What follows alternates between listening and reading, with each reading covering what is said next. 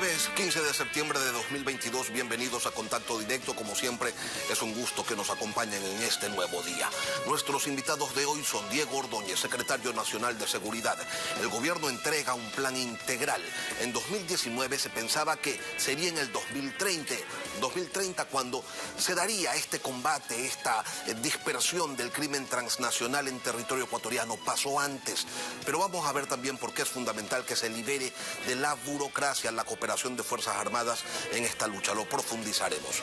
También nos acompañará Gary Espinosa, presidente de la FENOCIN. El tema que aún no se concreta en las mesas de diálogo con el gobierno. ¿Cuáles son esos? Pero, ¿qué avanza?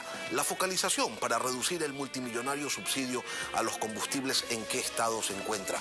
La condonación de deudas de hasta $10.000 y la posición de la FENOCIN frente a la consulta popular. Empezamos.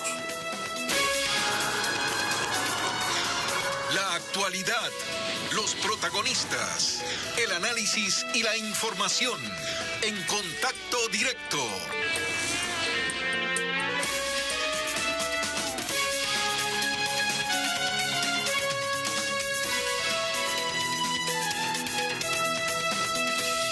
El Plan Específico de Defensa 2019-2030, un documento que elaboró el Ministerio de Defensa, señala textualmente lo siguiente.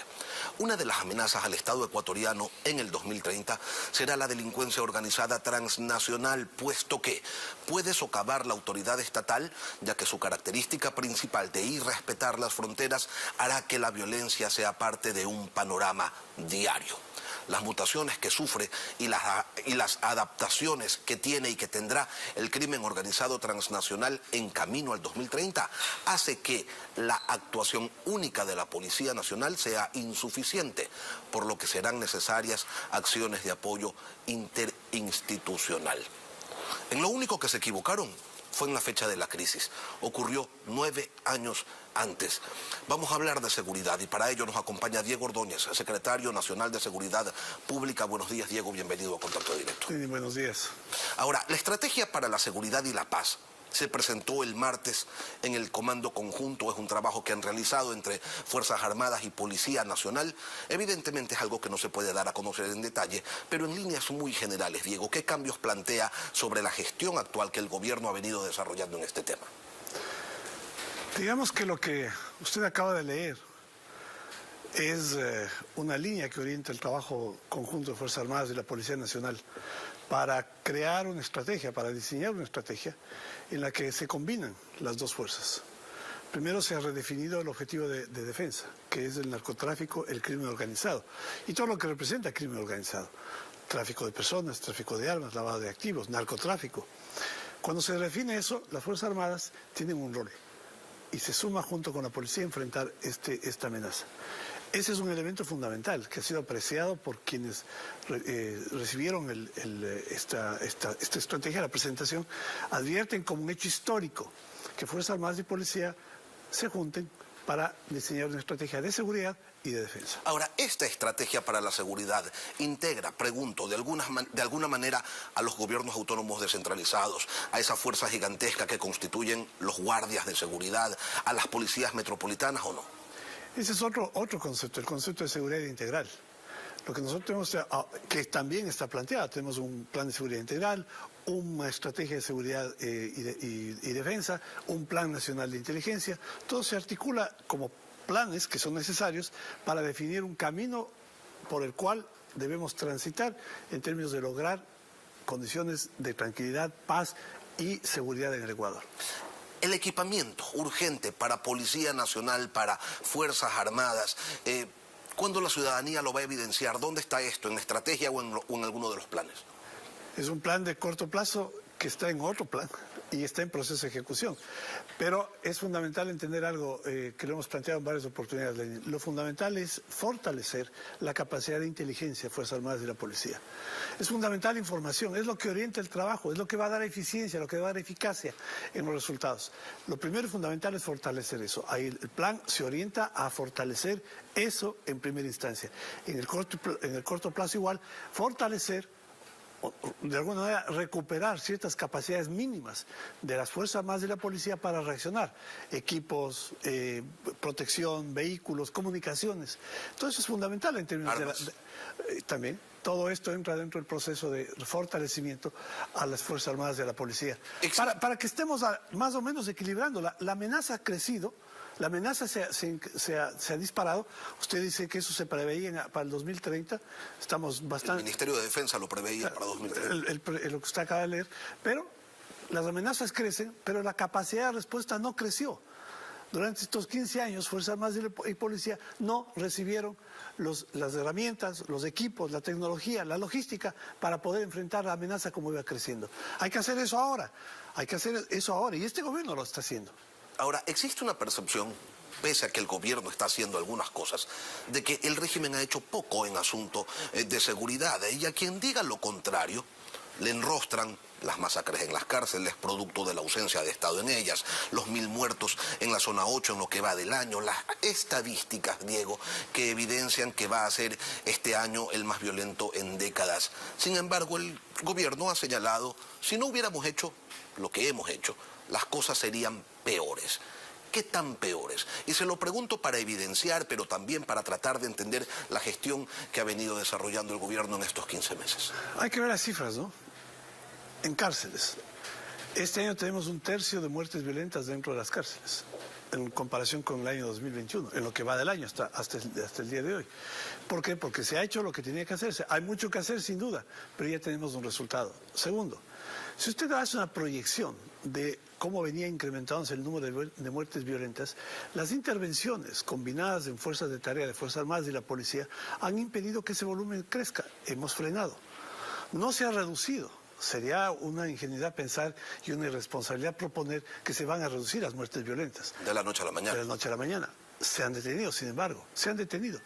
Y es importante entender el fenómeno, Lenin, es muy importante, y sobre todo aquellos que hacen opinión deben recoger las experiencias de, por ejemplo, lo que sucede en Colombia. El Ecuador en este momento está en una campaña contra el narcotráfico. Eso ha significado un incremento de las incautaciones. Pero más importante que eso, la desarticulación de las economías criminales, de las redes de financiamiento. ¿Qué significa esto? ¿Qué significa esto? Que se detiene el tráfico, que se detiene el proceso, pero aumenta la violencia. Ese es el efecto. Lamentablemente, en un primer momento, cuando hay esta acción, esta presión del Estado, que no existía antes, porque hoy no tenemos connivencia, ni tolerancia, ni indiferencia frente al narcotráfico, estamos enfrentándolo y se incrementa lamentablemente el nivel de violencia. ¿Usted me está diciendo que la única manera de disminuir el número de muertes violentas es no hacer nada contra los narcos? No, es que lo que hay que hacer, bueno, hay algunos que sugieren eso, ¿no? Y al presidente, que hay muchas sugerencias en el sentido de que, mira, no despreocúpate de eso. Pacta con ellos. Pero imagínese lo que significaría en términos de entregar a la delincuencia el Estado ecuatoriano. Hay una responsabilidad con el futuro y de hecho por eso lo estamos enfrentando. Ahora, el efecto es lo que hemos comentado, que acabamos de comentar, un lamentable incremento de la violencia entre quienes están en el negocio, que son quienes lamentablemente aparecen en las estadísticas. Son aquellos que están involucrados de alguna manera en el negocio, en las disputas territoriales. Hay, claro, un segmento de delincuencia común, que es la que se advierte en otras ciudades, en otros lugares del país, pero en donde tenemos mayor nivel de violencia, Guayas, Esmeraldas, fundamentalmente las muertes violentas se deben a procesos de aquellos que están involucrados en el negocio. Diego, en la primera pregunta de la consulta popular, el gobierno está proponiendo preguntarle a la ciudadanía si aprueba o no el apoyo complementario de Fuerzas Armadas en el trabajo de la Policía Nacional contra el crimen organizado. Si la Corte Constitucional no lo aprueba, o si lo aprueba, pero la ciudadanía luego en el referéndum dice que no, ¿cuál es el escenario? Bueno, tendremos una herramienta menos para poder enfrentar la inseguridad. Mire, yo he estado el fin de semana en Socio Vivienda aquí en Guayaquil. Hicimos un recorrido con el ministro de Defensa y verificamos el resultado del trabajo de la Fuerza de Tarea. Muy importante, muy importante. Esto en un estado de excepción.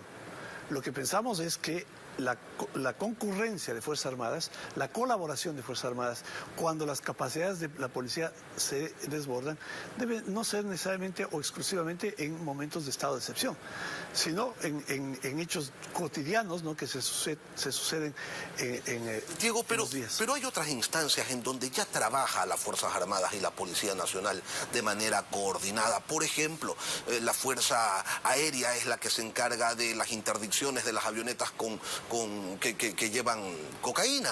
Asimismo, la Marina es la que se encarga, pues, de las interdicciones marítimas a estas lanchas rápidas, a los submarinos artesanales.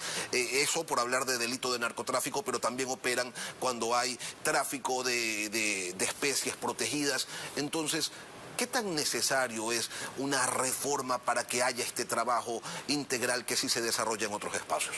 Bueno, por lo que estamos viendo, el ejemplo que le acabo de mencionar, lo que sucede en Guayaquil, sociovivienda, una zona muy caliente, en donde es importante que las Fuerzas Armadas y la policía concurran. En esos eventos es necesario esta concurrencia. Lo que usted menciona, así sucede. Hay que fortalecer mucho más esos esquemas de coordinación. Eso de coordinación entre policía y Fuerzas Armadas, en la línea que usted menciona, es exactamente a donde se orienta el proyecto, la Estrategia Integral de Seguridad por la Paz. ¿Tendría algún sentido contar con unas Fuerzas Armadas que no puedan actuar, siendo ellas uno de los elementos con los que cuenta el gobierno nacional para materializar la seguridad y la defensa, enmarcadas integralmente en la protección del Estado, el ser humano y el medio ambiente frente al surgimiento de nuevas amenazas y riesgos que atentan contra el normal funcionamiento del Estado, Diego? Es que exactamente ese es el razonamiento, Lenin. Hay una definición respecto a un objetivo de defensa: narcotráfico, crimen organizado, que ya no es solamente un delito, es un atentado a la estabilidad del Estado. En esas circunstancias se justifica conceptualmente la intervención de Fuerzas Armadas. ¿De qué forma? En forma complementaria en la seguridad interna, pero en sus competencias en la protección de fronteras. Esto es una urgencia que el Ecuador use, que el Estado use, no solamente este gobierno, que el Estado ecuatoriano use los recursos de fuerza que tiene para controlar esta amenaza contra la estabilidad del Estado y contra la seguridad de los ciudadanos. Controlar y combatir. Controlar y combatir. Y que se expresa en el trabajo que la Fuerza Armada hace en el perímetro de frontera y la Policía Nacional en el interior, complementándose cuando se requiere o cuando la amenaza es superior a las capacidades de la Policía Nacional. Ese es el objetivo de la pregunta. Y yo creo que la Corte Constitucional lo entiende de esa manera. Y yo estoy seguro que los ciudadanos lo van a entender de esa manera. Es urgente que esa reforma, que fue hecha en el 2008, cambiando el concepto de la Constitución del 98, en donde se hablaba del principio de fuerza pública. Ya no existe el concepto de fuerza pública en la Constitución del 2008. Y se establece como exclusividad en la tarea del orden público y la seguridad interna, la Policía Nacional excluye a las Fuerzas Armadas y la comparecencia es excepcional. Eso tiene que modificarse, porque el Estado debe tener uso de todos sus recursos de fuerza para combatir las amenazas. Esa es la pregunta número uno. Vamos nuevamente a la gestión, Diego. ¿Cuál es el trabajo que se está realizando para golpear las finanzas de las organizaciones narcodelictivas? Y no me refiero a la incautación de droga, que es una de las maneras de detectarlos. Me refiero, por ejemplo, a que en la casa de un sujeto, acá en Guayaquil, en el sur de Guayaquil, encontraron 8 millones de dólares en efectivo. Era la casa de Juan Pablo Andrade, quien fuera asesinado por sicarios el pasado 1 de agosto. Ese dinero, esa plata, tenía etiquetas y sellos de bancos nacionales. Es decir, el narcotráfico bancariza la plata, millones de dólares. Y la pregunta que muchos se hacen es, ¿y la UAFE? ¿Y el Servicio de Rentas Internas? ¿Y las entidades a cargo de la supervisión de esos flujos irregulares? ¿Se dan por enterados al menos? Usted describe lo que es el trabajo, o lo que debería ser el trabajo de inteligencia. En la Ley de Seguridad Pública del Estado se establece que todas estas instituciones, SRI, UAFE, Arcotel, SENAE, son agencias auxiliares para la generación de inteligencia, porque es precisamente esas fuentes en donde está la información que nos permitiría trazar la ruta por donde está operando el crimen organizado y financiando el crimen organizado. Esa es la clave y lo fundamental de la estrategia. Estoy de acuerdo con usted, es importante la incautación, pero no es el mejor indicador. ¿Cuál va a ser el mejor indicador? La desarticulación de las bandas. ¿Cómo desarticula las bandas? Siguiendo su rastro, identificándole. Crimen organizado en estructura, con liderazgos, con niveles, con jerarquías, con flujo de dinero. Esos flujos hay que ubicarlos. ¿A dónde llegan? ¿A quiénes contaminan? ¿A qué jueces? ¿A qué fiscales? ¿A qué políticos? Esa estructura es la que depende descubrirla a través de un eficiente trabajo de inteligencia. El primer gran esfuerzo que va a hacer el gobierno es dotar a las Fuerzas Armadas y a la Policía Nacional de la mejor tecnología posible, la que podamos financiar, para que ese trabajo pueda hacerse con esa tecnología. Y existen los mecanismos para poder rastrear por dónde es que fluye el dinero, que es el que financia la violencia, mucho tipo de violencia, incluso la política. Hablando de flujos irregulares y de políticos, el Washington Post publicó ayer que Rusia ha canalizado 300 millones de dólares para financiar partidos políticos y candidatos en más de 20 países desde el 2014, uno de ellos Ecuador.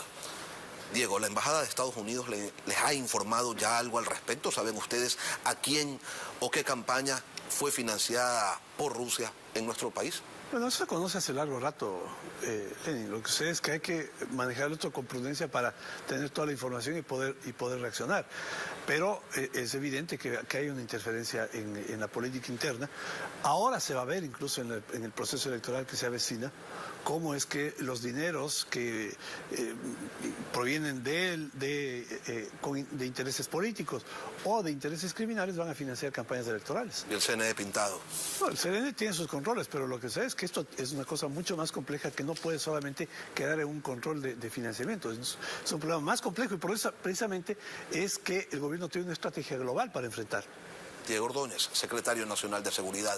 Gracias por acompañarnos, Diego, hoy aquí en Contacto Directo. Luego de la pausa, volvemos con Gary Espinosa, presidente de la FENOCIN. Mesas de diálogo y consulta popular. Ya regresamos. El ministro Patricio Donoso, Lucía Calderón y Santiago García nos dirán por qué Ecuador no genera fuentes de trabajo. Políticamente correcto, con Carlos Rojas y Claudia Roura. Domingo 10:30 de la mañana, por Ecuavisa. Cadena solicitada por el Consejo Nacional Electoral.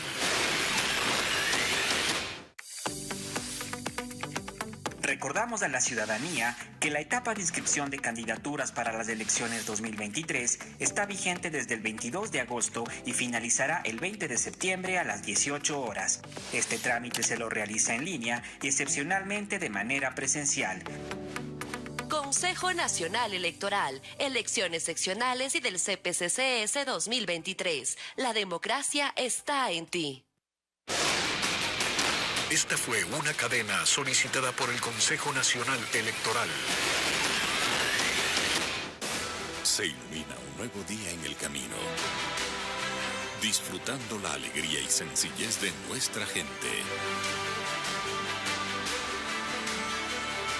Porque sabemos que trabajando con pasión y con esfuerzo, venceremos cualquier reto. Tendemos puentes y avanzamos en una misma dirección. Recorriendo carreteras, uniendo pueblos y sirviendo al Ecuador. Tenemos un corazón cargado de potencia. Dongfeng es el camión y Mavesa es el respaldo. En breve estaremos con Gary Espinosa, presidente de la FENOCIN. Gustavo Petro, nueva bandera de la izquierda en la región, evalúa eliminar el subsidio a los combustibles. En poco estamos de vuelta con la entrevista. El presidente de Colombia, Gustavo Petro, de izquierda, en un tuit publicado el pasado 11 de septiembre señalaba lo siguiente: la mitad del déficit del presupuesto nacional se debe a un subsidio creciente a los consumidores de gasolina. Es la hora de un debate nacional al respecto. ¿Vale la pena, se preguntaba, subsidiar la gasolina por 40 billones cuando la tasa de mortalidad infantil por desnutrición se duplica? La propuesta del presidente colombiano llevaría el galón de gasolina regular y del diésel en ese país a 17.000 pesos, es decir, $3.87. Acá, la izquierda criolla ni siquiera se sonroja. Pero vamos a hablar de las cosas que pasan en el Ecuador, de subsidios locales y de los resultados de las mesas de diálogo con Gary Espinosa, presidente de la Confederación Nacional de Organizaciones Campesinas, Indígenas y Negras, FENOCIN. Gary, buenos días, bienvenido a Contacto Directo. Buenos días, Lenin, y gracias por esta oportunidad, por este importante medio de Coavisa, digamos. Gracias por permitirme Gracias a usted, expresarme, digamos, a toda la nación. Gracias a usted por acompañarnos. Hablemos primero de los subsidios. ¿Qué le parece que en Colombia el presidente haya dicho que va a eliminar los subsidios a los combustibles para reducir el déficit presupuestario, pero también para financiar con esa plata programas de asistencia social? O sea, me parece bien, digamos, que el hecho de que se quiten los subsidios a los que más tienen, por ahí debe ser la dinámica, por ahí debe ser la línea, digamos, y más aún Petro, que dice ser, digamos, un proyecto de izquierda, o sea, debe de aplicar, digamos, lo que tiene que ver con favorecer a los que menos tienen y, digamos, exigirle mayor esfuerzo o mayor aporte en lo que tiene que ver con impuestos o con esto de los subsidios a los que más tienen. De manera que esa debe ser la línea, o sea, porque de lo contrario no estamos hablando de un proyecto de izquierda, pero estamos en otro nivel. Por ejemplo, las políticas que tomó Petro en primera instancia se parecieron mucho a las políticas que tomó el gobierno de Guillermo Lasso. ¿Por qué no pelearon ustedes por algo similar el pasado mes de junio? Pedir que se eliminen los subsidios y que ese dinero sea direccionado hacia los sectores más pobres del país, hacia los sectores más necesitados, en lugar de exigir simplemente un combustible barato, beneficiando con ese subsidio a quienes más tienen. Hicieron las cosas al revés. Nosotros estamos en la línea porque queremos que los que más tienen realmente paguen el precio oficial de los combustibles. Nosotros queremos que esto de la focalización que se viene hablando desde el gobierno de Abdalá Bucaram se haga una realidad, pero que sea para la gente que más necesita. No puede ser que un camaronero que tenga 250 hectáreas de producción de camaronera tenga que recibir el subsidio.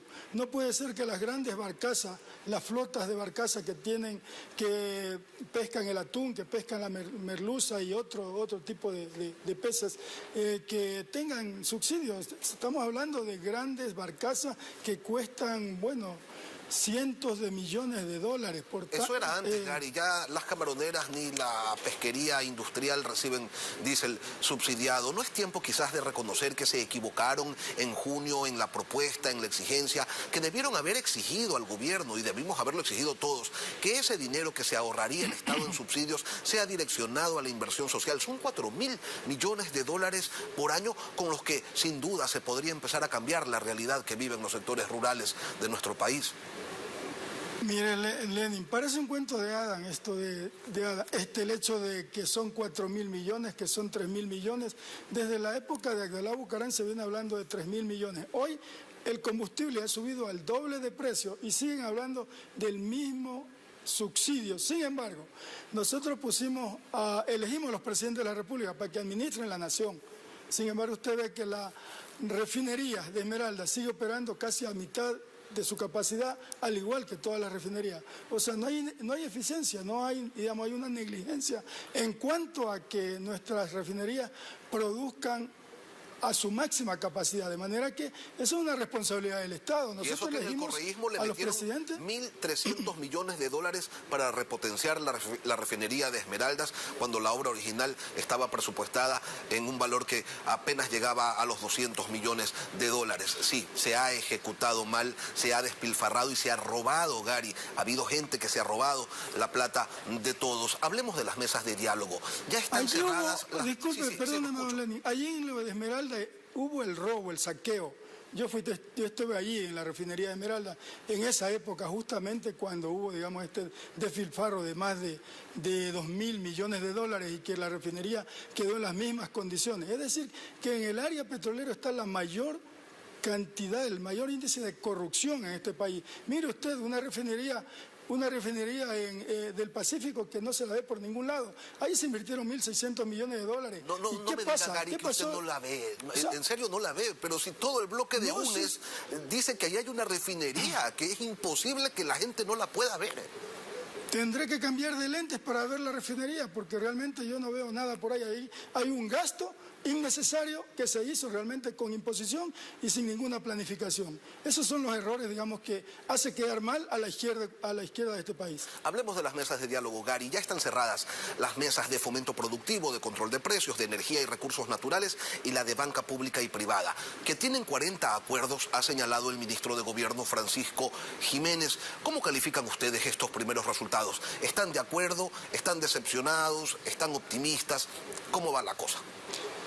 Sí, indudablemente en algunos hay algunos acuerdos que realmente unos son tangibles, otros son en perspectiva. Por ejemplo, las reformas legales que hay que hacer, eso hay que trabajarlo en coordinación con la Asamblea Nacional. El compromiso que hemos tenido con el presidente de la República es que él va a operar, digamos, estos proyectos de ley, de reforma y de nuevas leyes con el fin de que se los presente a través de la vía urgente, con el fin de que de esta manera la Asamblea Nacional los trate de buena manera. Pero en todo caso, en otros no hemos llegado a los acuerdos que nosotros hubiésemos querido, pero sin embargo hay algunos avances y se han firmado. Ahora, esperamos que estos acuerdos que hemos firmado se hagan realmente realidad. Por ejemplo, ya ahorita ya nos están debiendo.